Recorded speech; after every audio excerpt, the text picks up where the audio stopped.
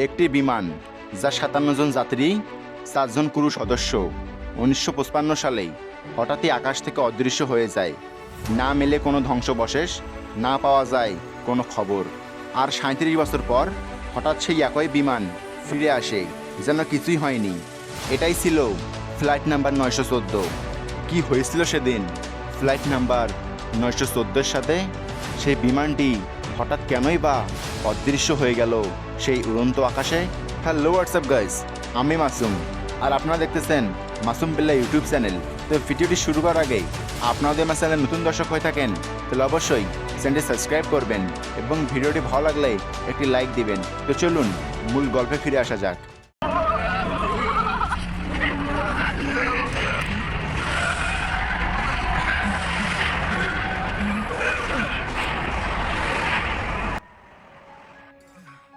তারিখ ছিল 2 জুলাই 1955।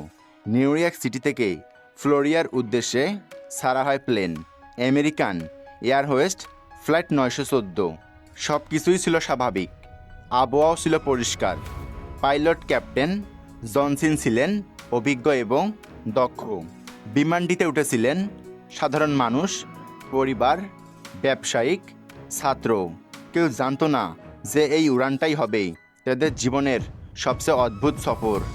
কিন্তু যাত্রার কিছুক্ষণের মধ্যেই রাডার থেকে গায়েব হয়ে যায় সেই বিমানটি। সে যোগাযোগ করেছিলেন জর্জিয়ান সীমানার আকাশে।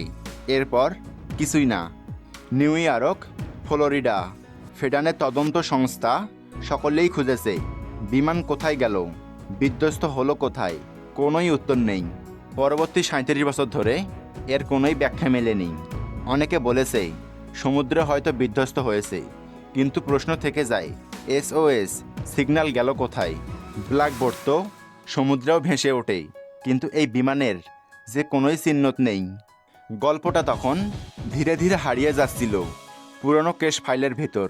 ঠিক তখনই ঘটে এক অবিশ্বাস্য ঘটনা। 9 সেপ্টেম্বর 1992, স্থান কারাকাস আন্তর্জাতিক বিমানবন্দর, ভেনেজুয়েলার।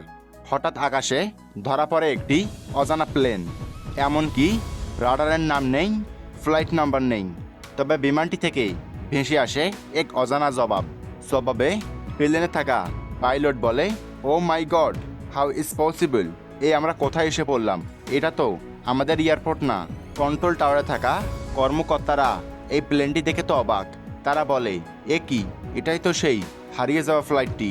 37 বছর আগে যে প্লেনটি নিখোঁজ হয়ে গিয়েছিল। এমনকি বিমানটি সত্যিই সেই এয়ারপোর্টে নামে। যাত্রীরা বিমান থেকে নেমে এসে অবাক হয়ে যায়। সব কিছু বদলে গেছে। গাড়ি, মোবাইল, পোশাক, যেন নতুন এক দুনিয়া। কিন্তু তারা তো জানতো না যে তারা 1955 সাল থেকে 1992 সালে এসেছে।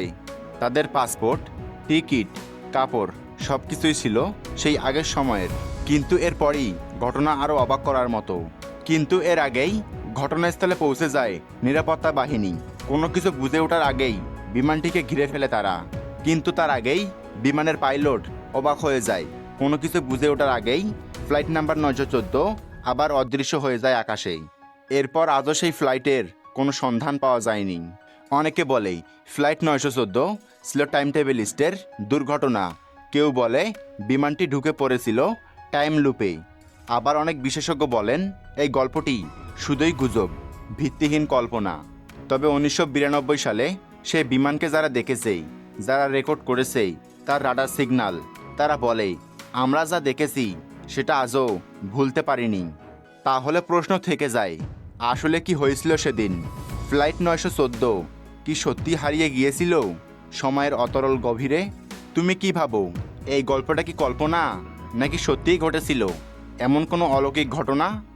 কমেন্ট বক্সে জানাও তোমার মতামত। আর আরও এরকম রহস্যময় গল্প পেতে চাইলে সাবস্ক্রাইব করো আমাদের ইউটিউব চ্যানেলটিকে, কারণ আমাদের আকাশে আজও অনেক গল্প লুকিয়ে আছে যেগুলো তোমাকে জানতেই হবে। তো আজকের জন্য এ পর্যন্তই। দেখা হচ্ছে পরের ভিডিওতেই। ভালো থাকবেন, সুস্থ থাকবেন। আল্লাহ হাফেজ।